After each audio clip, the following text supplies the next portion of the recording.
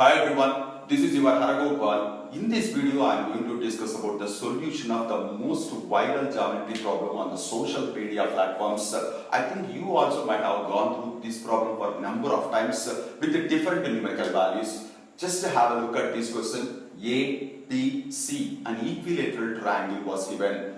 A point P was chosen inside the triangle ABC such that PA length is 13, PB length is 14 and PC length is 15.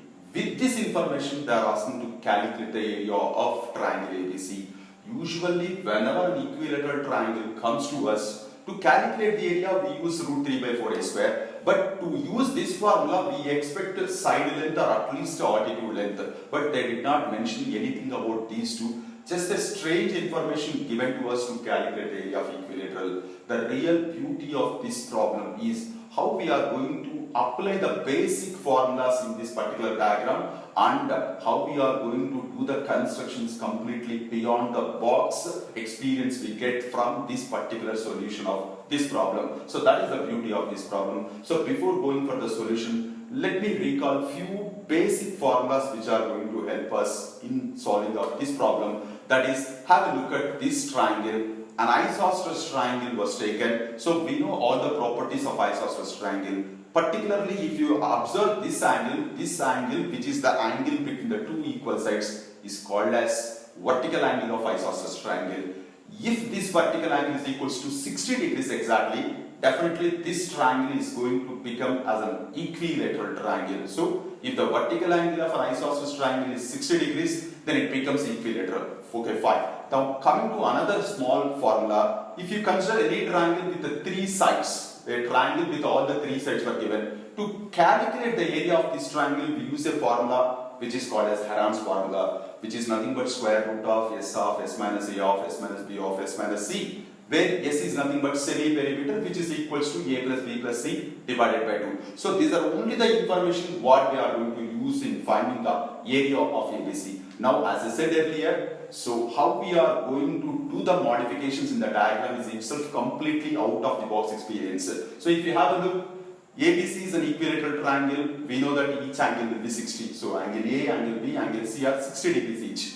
But here AP and PP and CP were divided these particular angles into two parts, but not exactly equal parts. Here what I am considering, let me consider this angle as alpha, then this will become 60 minus alpha. Let me consider lower angle as beta, this is become 60 minus beta. Now let me consider upper angle as gamma, this is going to be 60 minus gamma. So now if you observe carefully, we got a complete figure with the numerical values and angles also. So here what I am doing, PAB triangle, if you consider, 13 is there, 14 is there, alpha is there. So now taking the replica of this particular triangle and rotating such that to place AB on AC. So taking the replica and placing here. So as AB length is equals to AC length, definitely it exactly fits on AC. So now if you observe whatever the point you are going to get, consider this point as P1. So now if you have a look at quadrilateral PAP1C, have a look at this quadrilateral. If you observe carefully this angle here, this alpha will comes here, so that the complete angle, what is that angle? Angle PAP1 is going to be 60 degrees. So if you join P and P1, if you observe this particular triangle, this is 13, vertical angle is 60. So it is an isosceles triangle whose vertical angle is 60, definitely it becomes an equilateral, which means P1 length is 13 exactly. So now if you observe the lower part, which is CPP1, this is 15, this is 13, this is going to be 14 because it is equals to PP length. So this is a triangle of sides 13, 14, 15. This is a triangle or this is an equilateral triangle with the side 13. So clearly we can calculate the area of this particular quadrilateral. So whatever I did with the triangle PAP, the same thing I am doing with the other two parts also. What is the two parts? PAC once, PBC another.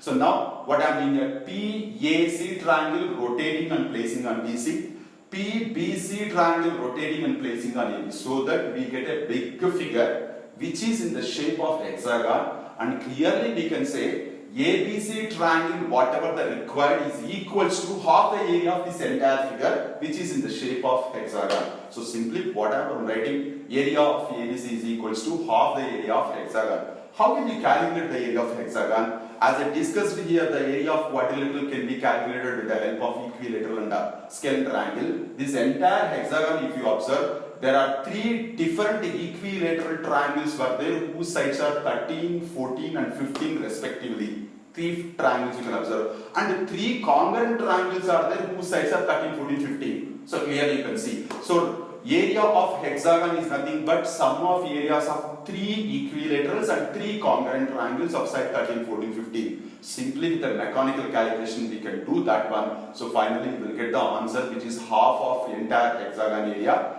is nothing but equals to area of ABC. So my dear children, the entire beauty of this problem lies in this construction only. This is very mechanical calculation, everybody can understand very easily. So this is the real beautiness of geometry problems. So hope you enjoyed this solution with completely visualization. So we'll meet in the next video with another topic. Until then, take care, bye bye. Your Haragopal.